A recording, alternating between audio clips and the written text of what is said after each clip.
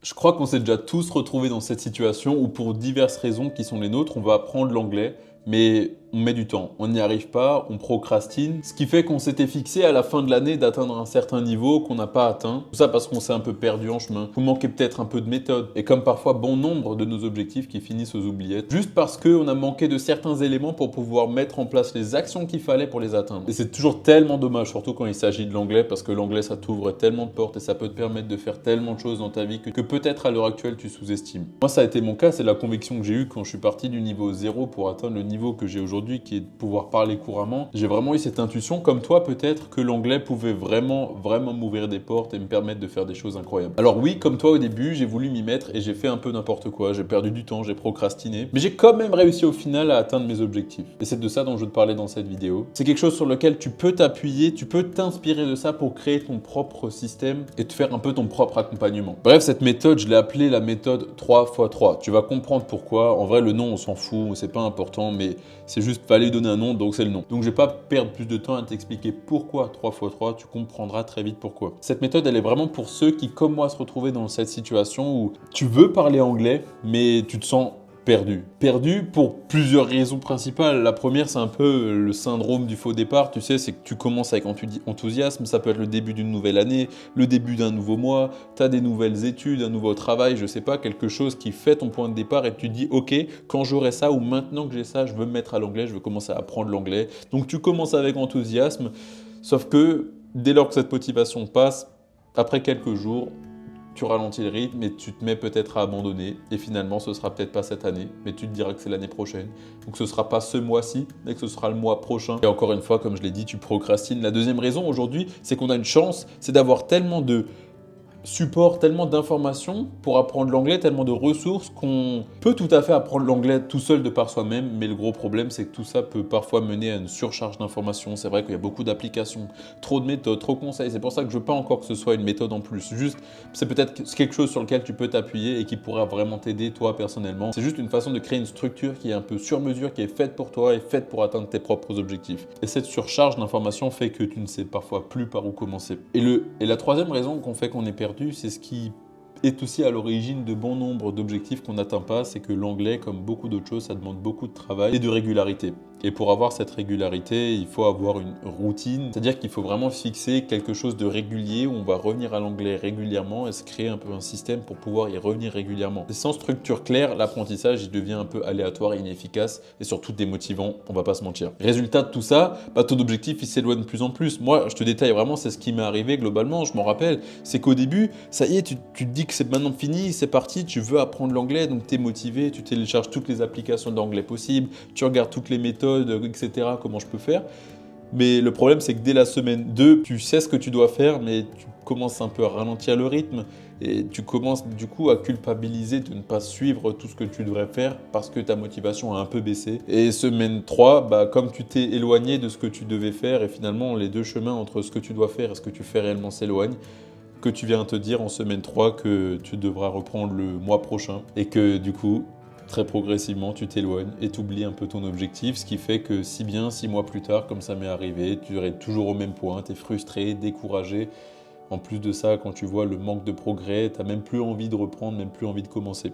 Et c'est un peu une spirale infernale de procrastination qui te fait perdre confiance en tes capacités. Mais heureusement qu'il existe une solution pour enfin briser ce cycle et enfin commencer à apprendre l'anglais pour atteindre tes objectifs. C'est cette fameuse méthode 3x3. Bref, encore une fois, on s'en fout du nom. Juste, il faut que tu saches que c'est une méthode qui est simple, efficace et qui a vraiment pour but de te motiver pour apprendre l'anglais. En gros, pourquoi 3x3 ? Parce que déjà, elle se détaille en 3 points. Les raisons, les créneaux et les contenus. Et pourquoi 3 fois 3 ? Parce qu'il te faudra 3 raisons, 3 créneaux et 3 contenus. Voyons maintenant concrètement de quoi je parle quand je parle de raisons, créneaux et contenus, en commençant par le premier point, qui sont les 3 raisons profondes. Le premier point de cette méthode, c'est à mon sens l'un des plus importants, si ce n'est même le plus important, parce que c'est tout simplement ton point de départ. Si tu veux apprendre l'anglais, toi, chez toi, c'est qu'il y a bien une raison. Il y en a même, je suis sûr, plusieurs qui te motivent à apprendre l'anglais. Et ce qu'il faut, c'est qu'il faut vraiment que tu affines, que tu ailles chercher au fond de ces raisons-là, vraiment pourquoi tu vas apprendre l'anglais. Pourquoi tu veux apprendre l'anglais? C'est important parce que bien sûr qu'instinctivement on se dit tous bon, je vais apprendre l'anglais, c'est logique parce que comme ça quand je voyage je suis à l'aise et c'est toujours pratique de connaître l'anglais, etc. Puis c'est toujours sympa de dire qu'on sait parler anglais et tout, c'est vrai, mais derrière ça il se cache des vraies raisons profondes dans ta vie qui font que tu as vraiment envie d'apprendre l'anglais. Et tu dois trouver ces raisons-là pour t'y raccrocher quand tu seras vraiment démotivé. Alors pour donner un exemple, moi je peux te donner les miennes. Déjà c'était de pouvoir voyager librement. C'est que quand on n'a pas de barrière avec l'anglais, on se sent beaucoup plus libre. On n'a pas forcément d'appréhension à partir dans n'importe quel pays dans le monde puisqu'on sait qu'on pourra s'exprimer.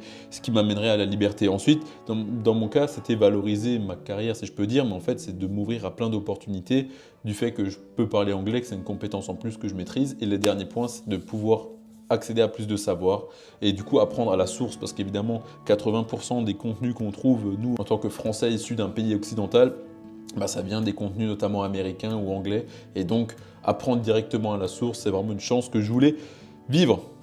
Ça, c'est mes 3 raisons profondes. Mais il faut vraiment que tu trouves les tiennes. Et je suis certain qu'il y en a 3, que ce soit pour être libre, avoir des opportunités, ça peut être vraiment plein de choses. Mais il faut absolument que tu les trouves et que tu passes peut-être, je sais pas, 10, 20, 30 minutes assis à ton bureau à juste réfléchir en français. Il n'y a plus rien à voir avec l'anglais, mais juste à réfléchir sur tes bonnes raisons, tes raisons profondes d'apprendre l'anglais. C'est tellement important parce que c'est vraiment à ça que tu vas te raccrocher quand tu vas perdre ta motivation. Parce que souvent, on arrête d'apprendre l'anglais juste parce que nos raisons pour apprendre l'anglais ne sont pas assez profondes et on les a pas assez en tête. Et en réalité, on les connaît même pas vraiment. Donc, trouve tes raisons, c'est très important. Et astuce que je veux te donner, c'est d'écrire ces 3 raisons sur un post-it, sur un papier, sur une feuille A4, où tu veux, et colle-le sur ton bureau ou quelque part où c'est visible. Et c'est vraiment très important. Écris-les. Tu peux peut-être les avoir en tête, c'est très bien, c'est une première étape, mais écris-les. Il faut vraiment les matérialiser physiquement, que ça existe, que tu écrives ces vraies raisons. Et ensuite, le mieux, c'est ce que j'avais fait, de les rendre visibles comme ça. Quand tu perdras ta motivation, tu pourras retomber dessus, les regarder, les voir, et ça pourra vraiment, vraiment changer la donne. Ce qui nous amènera au passage à l'action, qui est le deuxième point, le deuxième bloc, c'est de parler des 3 créneaux hebdomadaires. En gros, souvent, là où on galère, et ça a aussi été mon cas, c'est qu'on veut apprendre l'anglais, mais comme on le fait par nous-mêmes, qu'on ne prend pas de cours d'anglais, qu'on n'a pas forcément de créneaux réservés à l'avance, on ne sait pas trop comment s'y prendre, par quoi je commence, combien de temps je dois y passer, etc. Parce qu'on sait très bien, on a parfois envie d'y passer 2 heures, 3 heures pour pouvoir progresser rapidement, mais c'est compliqué de se mettre à bosser 2 heures, 3 heures sur l'anglais, de rester concentré, etc. et de le maintenir dans la durée. Parce que ce qu'il faut, quand on apprend l'anglais, le point le plus important, c'est la régularité. Comme beaucoup d'objectifs de ce type-là, il faut être régulier. Donc voici ce que je te donne pour pouvoir enfin réussir à être régulier, c'est de choisir tes 3 créneaux hebdo. En gros, c'est 3 sessions de 20 minutes chaque semaine que tu vas planifier au début de ta semaine. Qu'importe où, qu'importe comment, mais il va falloir que tu planifies ces 3 sessions de 20 minutes. Et après, qu'est-ce que tu vas faire pendant ces sessions-là? Ça peut être plein de choses. De l'écoute active, du vocabulaire que tu vas apprendre, de la pratique de l'oral, bref, ça peut être plein de trucs. Vraiment, juste concrètement, passer du temps à apprendre l'anglais. Moi, je t'ai donné un exemple là, c'est donner une session d'écoute immersive, c'est-à-dire 20 minutes où tu vas être vraiment très concentré sur un contenu anglais. Ça peut être intéressant. Ça peut être dans une session 2, apprendre du vocabulaire, des règles de grammaire en contexte.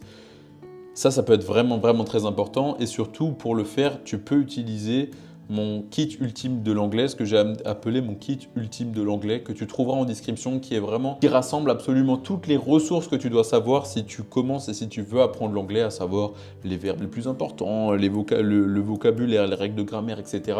Ça rassemble absolument tout, de sorte à ce que tu n'aies pas à y passer trop longtemps, parce que honnêtement, on va pas se mentir, c'est un peu chiant d'apprendre des règles par cœur, d'apprendre des mots par cœur. Donc, ce que j'ai fait, c'est que j'ai tout rassemblé, la majorité de ce que tu dois savoir si tu dois apprendre l'anglais, de sorte à ce que tu puisses passer dessus et le balayer le plus vite possible pour passer à des phases qui sont un peu plus plaisantes quand on apprend l'anglais. Donc n'hésite pas à le télécharger, il est en description, c'est évidemment complètement gratuit. Ça pourra beaucoup t'aider notamment dans l'une ou plusieurs de ces sessions de 20 minutes d'apprentissage de l'anglais. Par exemple, une 3e session, ce serait une pratique de l'oral, etc. Mais ça, encore une fois, tout est expliqué dans mon kit ultime de l'anglais si tu veux trouver qu'est-ce qu'il faut que tu fasses ou ce que tu peux faire durant ces 3 créneaux. Encore une fois, je te le dis, la ressource gratuite, le kit ultime de l'anglais, c'est gratuit, tu trouves en description. Ça peut bien t'aider, j'en suis certain. Tout ça qui nous amène à notre 3e bloc et peut-être aussi l'un des plus cool parce que c'est de trouver 3 contenus plaisir que tu aimes. Oui, vraiment, j'insiste sur le fait que tu dois aimer ces contenus et ça, c'est propre à chacun de nous, que ce soit des films, des séries, que ce soit une chaîne YouTube que tu aimes, des podcasts, de la musique, bon, on s'en fiche, 3 contenus plaisir que tu vas regarder, consommer chaque semaine. Là, c'est important parce que ça doit vraiment amener une dimension de plaisir à l'anglais, que l'anglais ne soit pas assimilé dans ton cerveau comme une corvée, comme quelque chose de pas agréable. Non, il faut vraiment que ce soit aussi assimilé à quelque chose de plaisant. Et donc, c'est pour ça qu'il faut que tu choisisses des films, des séries. Alors, tu peux commencer avec des sous-titres français, puis progressivement passer à des sous-titres anglais pour une immersion un peu plus douce. Les chaînes YouTube, tu as des millions, des milliers de chaînes de créateurs de contenu anglais, anglophones, sur absolument tous les sujets, tous les contenus, les jeux vidéo, les vlogs, bref, ce que tu veux, trouve un truc que tu aimes, tu vas forcément trouver quelque chose. Et les podcasts, les musiques, là aussi, c'est cool parce que ça te permet de consommer de l'anglais tout en faisant quelque chose en même temps. Et là, c'est vraiment une phase très importante et qui doit être la plus plaisante, où tu vas prendre du plaisir à juste fouiller un peu sur YouTube, sur le catalogue Netflix ou Prime et regarder des films, des séries en anglais. Moi, je t'ai dit 3. Pourquoi ? Parce que 3, je pense que c'est bien par semaine. Ça permet à globalement qui que tu sois, quoi que tu fasses dans la vie, je pense qu'on a tous le temps d'écouter ou de consommer 3 contenus anglais par semaine. Ça peut parfois être des vidéos YouTube de 20 minutes, comme ça peut être un film de 2h30. L'important, c'est juste d'apporter une dimension plaisir, c'est ça. Si tu regardes 5 contenus, c'est très bien. Si tu regardes 15, c'est très bien aussi. 3, ça peut être bien, mais il faut juste être régulier, c'est tout. Et donc, si l'on récapitule, la méthode 3x3, c'est tout simplement de trouver 3 raisons d'apprendre l'anglais, 3 raisons profondes d'apprendre l'anglais, 3 créneaux pour le faire et pour t'y mettre, et 3 contenus pour te donner goût à l'anglais et apporter cette dimension de plaisir qui est vraiment, vraiment très, très importante et qui te permet de garder ton apprentissage de l'anglais dans la durée, de continuer et d'être régulier. Régulier, c'est justement la dernière partie que je veux aborder dans cette vidéo, c'est que c'est la clé. C'est vraiment la clé, la régularité. C'est qu'on s'en fiche d'être parfait, on s'en fiche de regarder exactement les bons films, de consommer exactement le bon contenu. Non, ce qui compte, c'est vraiment la régularité. Qu'importe au final le temps que tu y mets. Tu n'as pas besoin de passer des heures chaque jour. Moi, dans ma méthode, dans ce que je te dis là, 20 minutes par session et 3 fois par semaine, ça fait que 1 heure par semaine. 1 heure par semaine. Tu te rends compte, 1 heure par semaine, c'est rien du tout, 1 heure par semaine. Quand tu regardes par exemple le temps qu'on passe sur nos écrans, si tu passes 5, 6, 7 heures de temps d'écran par jour, 1 heure, ça te fait entre 35 et 50 heures de temps d'écran par semaine. 1 heure là-dedans, c'est quoi ? C'est rien. Vraiment, c'est rien. La constance, c'est ce que je disais, elle bat toujours l'intensité. Il vaut mieux 20 minutes 3 fois par semaine qu'une session énorme de 3 heures le dimanche soir parce que tu t'es senti motivé. Et ça, je te le dis, si tu le fais, chapeau, mais tu seras peut-être pas prêt de le réitérer dans le futur. Alors que 20 minutes, 3 fois par semaine, c'est faisable, c'est possible. Et encore une fois, on s'en fiche. C'est ce que je disais, c'est que chaque petit pas compte. Si tu fais que 10 minutes, c'est pas grave, tu progresses. L'important, c'est juste, et c'est ça la règle la plus importante, c'est de ne jamais laisser une semaine où tu ne fais rien. C'est tout. C'est tout, c'est ça le plus important, ne jamais laisser une semaine où tu fais rien. Même si pendant qu'une semaine, parfois tu vas peut-être que pratiquer 30 minutes, 20 minutes, 10 minutes parce que tu n'as pas le temps. Mais la semaine prochaine, tu feras plus, c'est tout. Parce qu'il y a cette phrase que j'aime bien, c'est qu'une habitude manquée une fois, c'est une erreur, mais une habitude manquée 2 fois, c'est le début d'une nouvelle habitude et d'une mauvaise habitude que tu ne dois pas prendre. En 4 à 6 semaines déjà, tu commenceras à avoir des résultats, les premiers résultats. Et c'est là que ça devient intéressant parce que quand tu commences à voir les résultats, tu sais, ça devient satisfaisant. Tu commences à sentir que tu progresses et d'un coup, waouh, tu te sens inarrêtable. Tu n'as plus envie d'arrêter. Tu prends confiance en toi. Et c'est tellement plaisant de voir qu'on progresse qu'au final, on n'a même plus besoin d'être motivé pour progresser. Mais simplement, l'envie de ressentir cette sensation de progression nous pousse à agir, nous pousse à apprendre, nous pousse à passer à l'action. Alors commence aujourd'hui. Honnêtement, commence ton 3x3 aujourd'hui. Je dis honnêtement, ce n'est pas une méthode si contraignante. C'est pas une méthode qui cherche à te donner un cadre, une règle trop précise.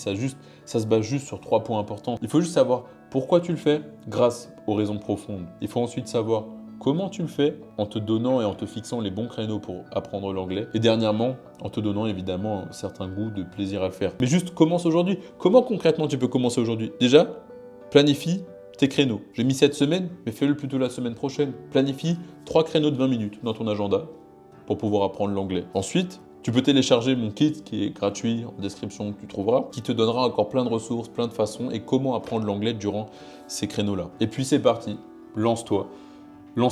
Et aujourd'hui, maintenant, oui, aujourd'hui, ne procrastine plus, c'est important. Commence par écrire tes 3 raisons profondes d'apprendre l'anglais. Et je dis bien écrire, écris-les. Réfléchis-y, puis écris-les. Et puis ça y est, après avoir fait ça, tu seras enfin passé à l'action. Et si tu appliques certains des principes que je t'ai donnés dans cette vidéo, j'ai nul doute que comme moi, tu pourras atteindre tes objectifs en anglais. Et enfin, profiter. Ton voyage commence maintenant. Alors, es-tu prêt? Je te vois dans une prochaine vidéo. Si tu as appris quelque chose dans celle-ci, n'hésite pas à lâcher un like ou laisser un commentaire, voire même à t'abonner. Et moi, je te retrouve la prochaine fois. En tout cas, je te dis à plus.